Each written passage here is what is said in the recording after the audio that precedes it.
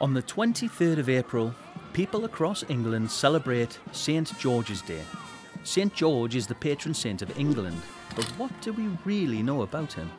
Well, according to the legend, he was brave, he wore a suit of armour and rode a horse. He fought a mighty dragon to save a princess who was in trouble. The story of St. George is a popular one. It's been told for at least 1,600 years, and over that time, it's changed a bit. Well, a lot actually. For example, the whole rescuing the princess bit may well have been borrowed from the story of Perseus, who rescued Princess Andromeda from a sea monster. This is actually an ancient Greek myth. It's believed St. George was a real person, but he wasn't English. He probably came from a place called Cappadocia in modern-day Turkey.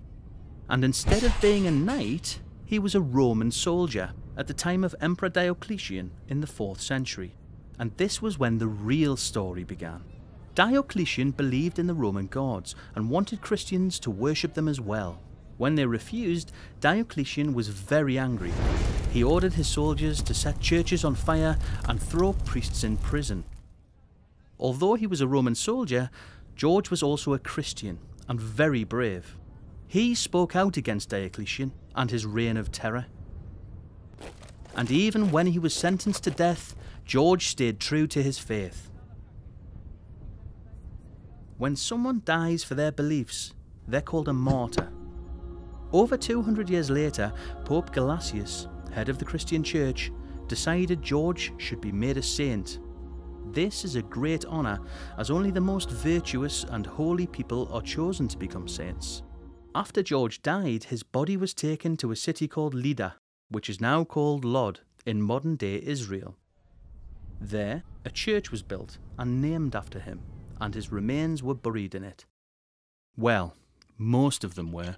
It was common at the time for bits of saints and their belongings to be removed and given to churches across the Christian world. These were called relics and were often kept in containers made of gold and precious stones called a reliquary. People believed that relics gave them a special connection to the saint or could be used to perform miracles. In fact, Windsor Castle is said to have once held 2 of St. George's fingers and bits of his skull and heart. In the centuries following his death, St. George appeared in many paintings and books, which is where all the extra bits of the story have been added in. One of the best-known stories was included in a collection called The Golden Legend from 1266. In the story, St. George rescues a king's daughter from a dragon, and in return, the people agree to be baptised and become Christian. St. George's legendary bravery led to English kings and their armies flying the flag of St. George while wearing a red cross on a white background also showed their Christian faith. In the 14th century, King Edward III of England made St. George the patron saint of the noble order of the Garter, who were a group of important knights. And that's when St. George became the patron saint of England. St. George isn't just patron saint of England though. He's also patron saint of Portugal and Georgia, as well as a number of cities. His red cross is shown not once, but 5 times on the flag of Georgia. He's even pictured slaying the dragon on the Russian coat of arms. The red cross of St. George also appears on the Union Jack, or Union flag, to give it its proper name.